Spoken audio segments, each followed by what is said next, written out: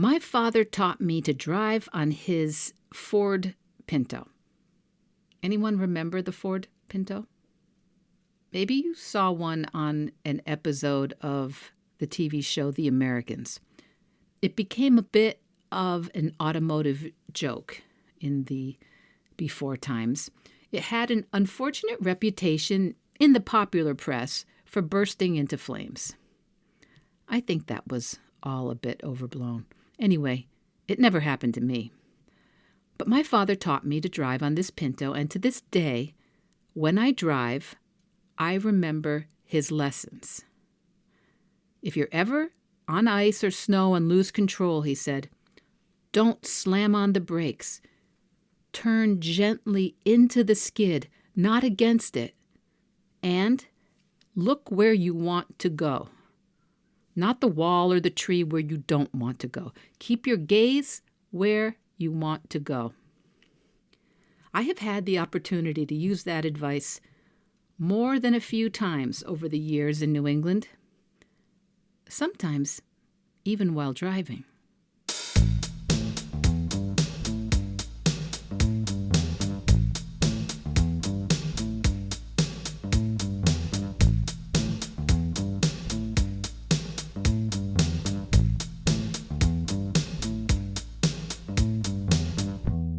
You're listening to Vedge, Your Best, the plant-based podcast. My name is Michelle Olander. I'm a certified life coach, a practicing vegan, and I'm here every single week asking you to eat more plants and set an impossible goal, whatever that is for you. Episode 26, where we keep our gaze on the goal. Hi, Veg Heads. Happy March. As I record this, today in Western Mass, there is still quite a lot of snow on the ground, but the days are noticeably longer, and the sun is much stronger than it was a couple of weeks ago. Can spring be far behind? Well, March and April can be pretty messy in our parts, but that's okay. So, with all the snow and slippery driving lately, I was thinking more than a few times about my dad's advice to me when we were kids about driving, and about that sickening feeling when you are driving and you suddenly realize the car is not in your control. The car is not in your control, but you are still at the controls. And sometimes that is exactly what starting a new undertaking, a new business, or a new goal feels like. What if you could just be ready for those situations? No hard braking, no yanking the steering wheel in the opposite direction, no looking at all the possible opportunities for collision. Just kind of easy does it. It's sort of counterintuitive, right? Because our intuition, our instincts evolved for a few million years without cars. Our brains may be perfect for lots and lots of things, but to function really well in our modern world, we need to train and develop and build trust in our prefrontal cortex. That's the more recent executive functioning part of our brain that we humans have. Our brains are perfect for lots and lots of things, but to function really well in our modern world, we need to train and develop and build trust in our prefrontal cortex.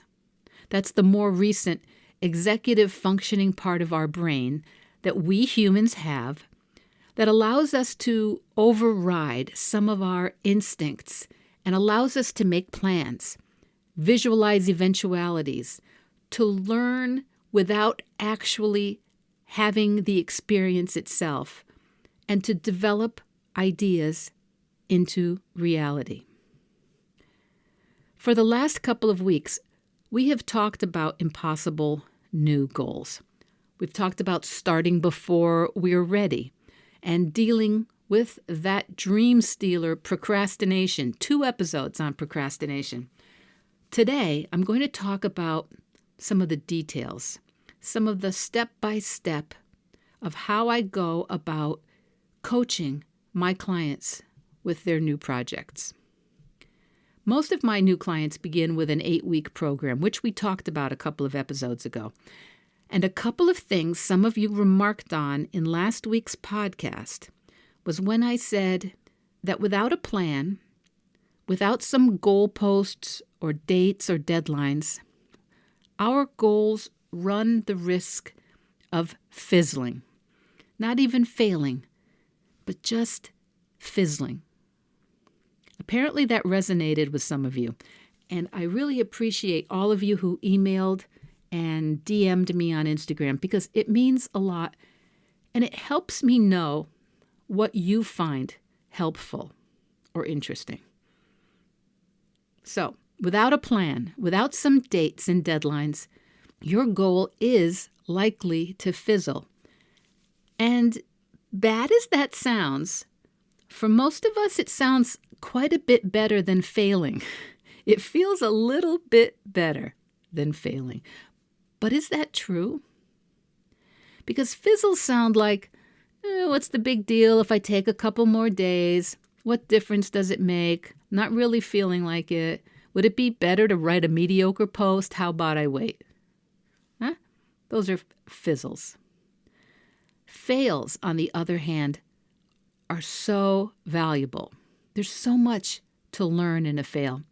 We can have a goal or a plan, and we can set out to make it happen, but we don't always make failure part of the plan. In coaching, we make failure part of your plan. You're welcome. We call them worthy fails, and a worthy fail is when you fail in the process of actively pursuing your goal. That's different than the fizzle. For example, you might write a blog post and publish it, but the formatting doesn't work and the page is filled with random letters when you hit publish. And you allocate maybe 2 hours to plan or record a video for your YouTube channel, but you can't finish it in the time allotted, and now you have to go pick up your kids. Another fail. The Instagram post is published, but 2,000 people comment that you are the worst writer and you don't even know what you're talking about. That sounds like a fail. But they're fails of action. Your podcast is recorded and uploaded, but when you go back to check on it, your computer crashed. Or your new client decides that they don't really even want to work with you anymore. Okay? Fails, but they are fails, worthy fails of you going out there and doing something. They're system errors. You showed up, you performed, and something didn't work out. But you know more, you understand more, and you can appreciate the process more because of those fails. They're annoying, upsetting, disappointing, sure, but you are now better prepared, more fully educated. You can revise your methods. You now know something you didn't know when you've had a worthy fail. You might know now much more clearly how much time you need to allocate, how to troubleshoot your computer, what your Instagram followers do not react well to. And you learn that getting a boatload of criticism is no fun, but it doesn't actually kill you. Fizzles, on the other hand, teach us nothing. A fizzle is a failure in advance in the name of avoiding failure. It's when you say to yourself, I only have an hour before my next appointment, so there's no way I can finish a post in less than an hour. Or you think, the house is crazy. The minute I start writing, I'll just be interrupted. Forget it. Or you tell yourself, nobody even reads these blogs and nobody knows I even made this goal to post 25 times in 2 weeks, so who cares? Those are fizzles. Any goal or project worth your time will encompass failure. If you have a goal or a project or a resolution or an initiative, consider counting up your fails with as much satisfaction and pride as your wins, because fails are proof that you are in the arena, you're doing something, you're growing. And be very aware of the fizzle. Be very aware of the fizzle as you take on new and uncomfortable projects. Because, fails are often public, so they can seem more uncomfortable. Fizzles tend to be more private and internal, and we may think, because of that they aren't as bad. But I'd like to suggest that they are so destructive to our relationship with ourselves. Failure doesn't mean anything has really gone wrong. Does that blow your mind? It used to blow my mind, but I believe it so viscerally now. And as my coach, Brooke Castillo, says, if you aren't failing, then your goals just aren't big enough.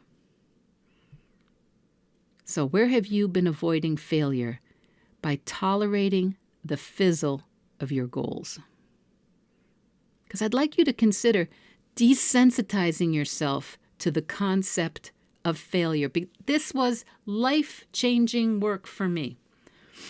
I think it was John Cleese, the comedian, who said that the goal for an Englishman is to die before he is publicly embarrassed. And I looked and I could not find that quote on the World Wide Web. I can't believe I made it up.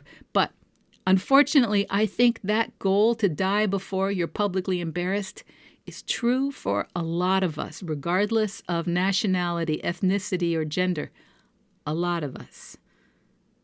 Most of us just really never want to experience public embarrassment, which is so interesting.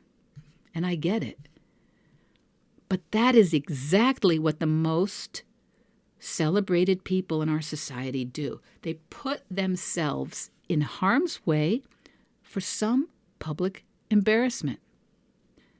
Athletes, performers, published writers, musicians, artists, yes, politicians, physicians, scientists, professors, entrepreneurs, hairdressers, chefs, designers, architects, people who perform their work on a public stage, they run the risk of some embarrassment, don't they?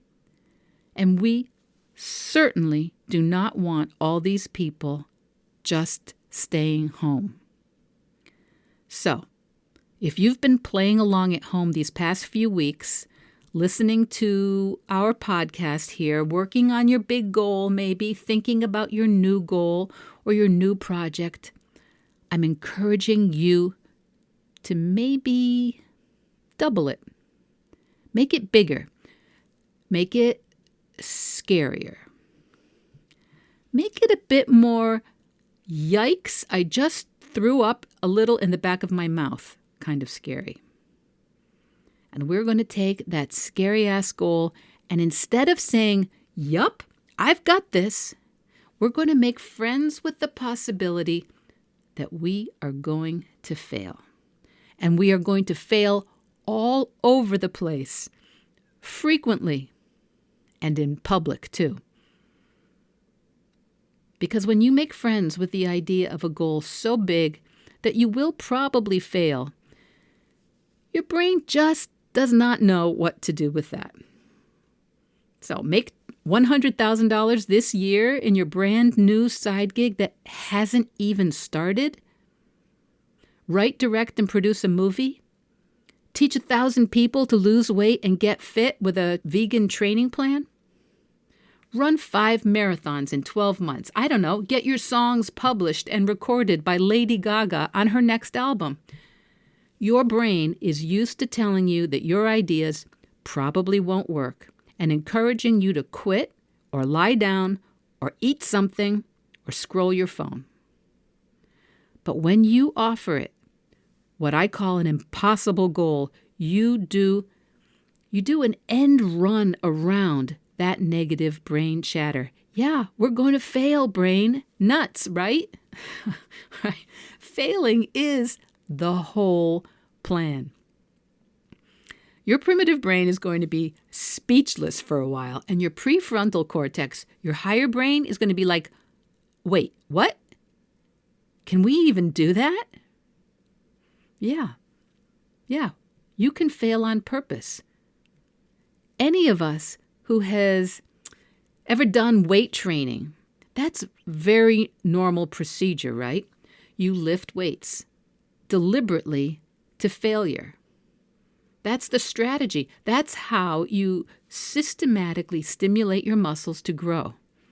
And there are different techniques, and I can't pretend that I know all of them, but typically you choose a weight that you can lift correctly for a number of repetitions until your muscle just fails, till it just won't lift the weight. Now, you don't just do it over and over with no thought or care or compassion for your body. This is deliberate and thoughtful and strategic. And as you keep getting stronger over time, you continue. But if there are plateaus, then you mix it up. It is a plan. We all know that we don't progress by staying inside our comfort zone. Our muscles don't get stronger if we just lift a pencil or a glass of water 10 times. We get that. But we also don't have to abandon our families, sell everything we own, shave our heads to make a big change. Right? We can just keep stepping outside our comfort zone a little bit every day strategically. You've done scary things before, I'm certain. And when you make a goal that you and your brain both agree would blow your mind, but is essentially impossible, then you can start to look at it. You can start to look at it a little more like weight training. The failure is just part of the process. And failure means nothing has gone wrong. And if you're willing to fail in the pursuit of creating that blow-your-mind impossible goal for a year, you are going to be amazed. Because when we start thinking about it, we get to see it's not the goal that's terrifying. It's the fact that getting there will require some failure, some discomfort. How many weeks have I quoted Brooke Castillo on this now? Discomfort is the currency of your dreams. Like sore muscles when you are weight training. If you woke up one day and your arms were super sore and your legs were all shaky when you tried to go downstairs, you might be really worried. You might be really scared even. But if you knew, no, I did a really hard workout or run up the hills or I moved a few more pounds in my kettlebell workout, you'd be like, oh, wow, I'm a beast. Yeah, I'm super sore, but nothing's gone wrong here. Same thing on the way to your impossible goal. Same thing when you're putting together your marketing for your side gig and you don't proofread it well, or nobody understands what you're offering, or there are just absolute crickets on your offer, no response at all. Yeah, that's a fail. Not fun, maybe, but it's just the training program you're in. Nothing has gone wrong. You know, you can do some seriously uncomfortable stuff. And by you, I mean me too. For me, as a life coach, that has meant putting my face on Instagram, making videos, getting interviewed, making this podcast, creating content that sometimes gets criticized or made fun of. You know, around the holidays, I got a comment on a social media post. I think it's still up there. I could have taken it down, but it keeps me humble. A man wrote in the comments, I never want to have this come up in my feed again and maybe find another guy to be in your posts. That guy he was referring to, well, that was me. That was my face. So that was funny after a while. Kind of stung for a bit because that was one of the first photos of myself that I had put out there. Okay. Well, I won't say it's no big deal at all for me, But it's not a really big deal. It's not a big enough deal for me to throw it all in. But that's because I deliberately collect fails. I kept doing things before I was ready. I kept creating content and sharing it and telling people that I was here to help with vegan, vegetarian, and plant-based goals. So back to your goal. We are going to fail our way there. Are you in? Get specific for me. Say it out loud. Did you say it out loud? Say it out loud. Are you queasy? If you're not queasy, this is not an impossible enough goal. Let's put a date on it. December 31st, the end of the year, if you're listening in another year or decade, say it out loud. A specific goal, a specific date. And if you're like me, you'll be feeling uncomfortable. If you're like me, you're thinking, yikes, maybe that's not the right goal. I have a multi-decade track record of being worried that I'm doing it all wrong. That's just my brain. Yours too? It's okay, because this is like when you start to lift weights. Even super light weights will help you notice and find the muscles that you want to develop. Nothing has gone wrong. Say it out loud. I'm going to earn, say it, $100,000 from my brand new side gig by December 31st. That sounds good. That statement is specific, it's measurable, and it has a time limit. There are not a lot of caveats and unnecessary details. Or how about this one? I'll earn $25,000 selling my artwork on Etsy before the kids go back to school in September. Here's one. I'll finish and self-publish my cookbook by June 15th. Clear, measurable, and a good date. I will apply, gain acceptance, get financial aid, and enter law school within 12 months. That works. Sometimes my clients have goals that require, how do I say this? They require an awful lot of explanation and backstory. And that's your brain trying to obfuscate and muddy the water and create a goal that allows you to hide. It allows you to hide behind something that's so imprecise and contingent that you don't really have to commit. And if you don't really commit, you can't really fail. So pick your clear, precise, measurable goal and commit. You already know it's impossible, okay? So there's no shame in it, right? As my coach says, I want it to blow your mind and terrify you simultaneously. So next I have my clients tell me every single thing that's in the way of achieving that goal. Everything. Every obstacle. All the reasons you haven't done it yet. The reasons you haven't made the money with your side gig, you haven't sold your art or published your book or started grad school, whatever it is. And the obstacles can sometimes be very factual, like, well, I don't own a computer, or I work 40 plus hours per week, or I have 3 kids under the age of 5. Or something like maybe we're moving across the country next month. Maybe there's a fact that you consider an obstacle, that your employer has asked you to work overtime for the next quarter. Maybe your obstacle is, I haven't been making any art to sell, or I don't know what the grad school application asks for. The obstacles can also sound more like, I'm not good with time management. I quit everything I start.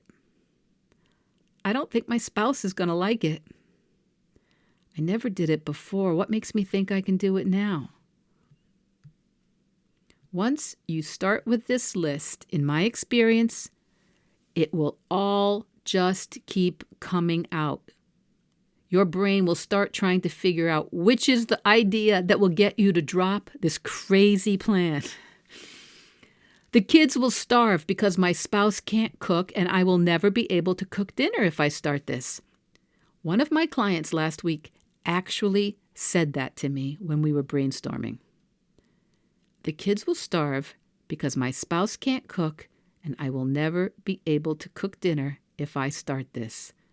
As it came out of her mouth, she just stopped and stared and then burst into giggles. Because it seemed true to her. It seemed like just narrating the news or the weather report all the way until she got it out of her mouth and I started writing it on the whiteboard. But this is a necessity. We need to give our brains a chance to just freak out. This is where working with a coach can be invaluable because most of us won't really take the time to do this on our own. And if we do, we tend to try to maybe edit ourselves or not notice when we've just said something completely insane. Or worse, we take those obstacles so seriously that we just drop the goal.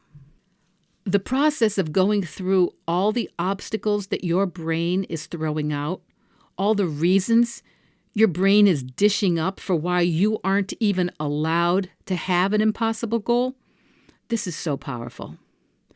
This is what I call this is why we can't have nice things exercise. You know how maybe your mom or you, when something would get broken or spilled, would say, this is why we can't have nice things. As if only people who never break or ruin anything are allowed to have nice things. And by the way, if your brain is not completely losing it, your goal is just not big enough. Because if you've done this correctly, you have committed to a goal and a time period that makes you equal parts ecstatic and nauseated. What are all of the facts, stories, ideas, predictions, and plain old BS that your brain is telling you that make this goal impossible? This is a process you should really take your time with. Get out some paper and do this. I'm telling you. What else comes up? I don't have a website. I promised Mom I'd help her with her business this summer. What if people hate what I write? What if I can't do it? I'm terrible with technology. Yeah? Are you feeling any of this? I will warn you that sometimes people start this and it brings up so much overwhelm that they just quit. That's what's so effective to have a coach help with, because the coach can reassure you that just like sore muscles after you work out, nothing's really gone wrong here. You're just getting your excuses, your problems, your obstacles, your issues, all out on paper. All your worst case scenarios, because your lizard brain who just wants, remember what your lizard brain wants? Your lizard primitive brain just wants you to avoid pain, seek pleasure, and conserve energy. And this impossible goal sounds painful, no fun, and difficult. Are you in? When we work out, there is that feeling of good sore, right? Soreness that reminds us we have muscles and we just use them. And when we set an impossible goal and we get ready to experience the failure, that can be good sore or good pain too. It reminds us that we have emotional muscles and we're using them. We're growing emotional resilience.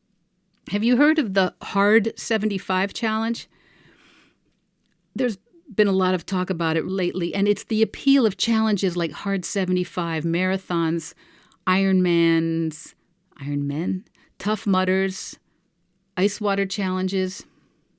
Hard 75 is a program about physical as well as mental toughness, and I totally get it, and I approve of all these things, anything that increases our trust in ourselves, our belief in our possibilities.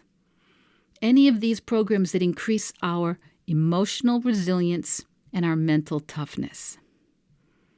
And with an impossible goal, the way I work with my clients, there is this same idea, the idea of increasing what we can handle, reminding ourselves that feelings are just feelings. We can handle them. We can handle uncomfortable feelings, but at the end of an impossible goal, you also get your goal, the thing that blew your mind, whether it's money, a business, a book, a website, a new career. So, what have you been thinking about? What have you got in mind? And what are all the things that are going to come up along the way? What are the problems? What are the obstacles? What are the ways you are likely to fail along the way? And FYI, there will be a bunch of ways to fail, way more than even your creatively negative brain can come up with right now. Don't worry. So, for instance, your brain might be telling you, well, selling things online will require you to be a whiz at technology or build a website. We don't actually know if that's what you'll need, but that's what your brain's telling you right now. Maybe you think you'll need to be more disciplined or much more organized. Maybe your thought is, I don't have access to the kind of people who would want to buy anything from me. And when you're done making the list of obstacles, you're going to make a second list, but that comes next week. Right now, you've got your hands full. Your job is big enough. 1, figure out what you really want and when you want to achieve it by. 2, say it out loud, and if it doesn't make you throw up a little in the back of your mouth, double it. 3, make a whole list, huge list, all the paper you've got of the problems, the excuses, the issues, the eventualities, the character defects, the unhelpful family members, all of it that stands between you and achieving that goal. This sounds a little like a joke to some people and super negative to others, but this is crucial. Because when your goal hits the metaphorical ice on the road and your plan starts skidding all over the place, and it will, you will want to remember that you've got this. You're at the control. Steer gently into the skid. Resist the urge to slam on the brakes. Keep your eyes on your goal. When you're in the middle of it, you will want to have practiced your drill. Do you ever listen to the podcast, How I Built This? How I Built This. It's about all kinds of business leaders and entrepreneurs and how they built their companies, how they build their companies too. Yes, maybe 1 or 2 of them had a specific plan and worked out just as they anticipated. Maybe. I can't even remember any of those because that is not fascinating. What is fascinating is how most of these people started out with one plan that didn't work and they just kept going. We're going to talk about that next half of your challenge, your goal, next week. So fun. So much better than any video game or binge watching any Netflix series. But you've got enough on your plate for this week. 1, pick your goal. 2, make sure it scares you.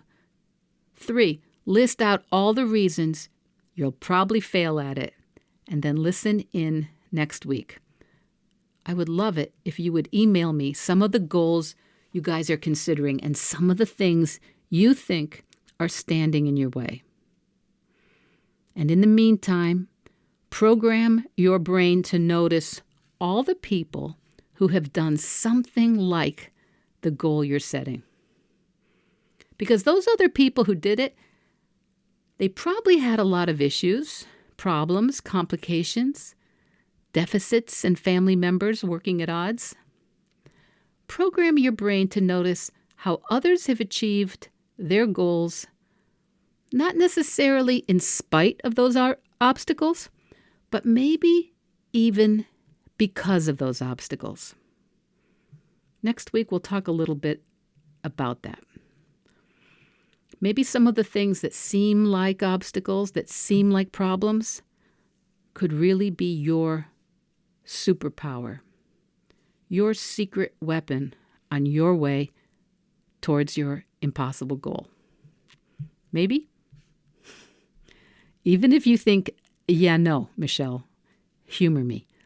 Just let that little idea settle in there behind the no. Maybe some of what stands in your way is the way. Stoic alert. The impediment to action advances action. What stands in the way becomes the way. Marcus Aurelius, we've used this classic before, written by the Roman philosopher emperor. The impediment to action advances action. What stands in the way becomes the way. Today, I'm encouraging you to make a long list of the impediments to action, the obstacles to your proposed action, that action towards your impossible goal. Because these obstacles, those impediments, we will use them to find the way forward. What stands in the way becomes the way. You don't need to wait until all those obstacles disappear. Are you ready? Pick your goal. Choose a date. Make a list. Handwritten, in my opinion. Make that list of what stands in the way of you achieving that goal. And we will talk about the next move next week on the podcast. And hopefully, crossing fingers, you will message me with goals and obstacles on your lists. Please, don't be shy. And if you're all in right now, all set to get to work on your impossible goal, I would love to work with you. I would love to be your coach. Get in touch. Email me at info@michelleolendercoaching.com or message me on Instagram, Vedge Your Best. The links are in the notes. And you can also find the PDF in those notes, the PDF I put together, Your Next 8 Weeks. That's the PDF that walks you through some of the questions and thoughts I work on with my new clients. I think you'll get a lot out of it. And it will definitely prompt you to get serious about what's next for you in your life. Vedge Your Best podcast production, music, and editing by Charlie Weinshank. Thanks, Charlie. Before you go, it would mean so much to me and the Vedge Your Best team if you would hit subscribe, leave us a 5-star review, or share with someone you think might be interested. Something about algorithms, it helps bump us up a little in the rankings, and that's the best way to help others find the podcast and for us to find our audience. So, until next week, make it easy and veg your best.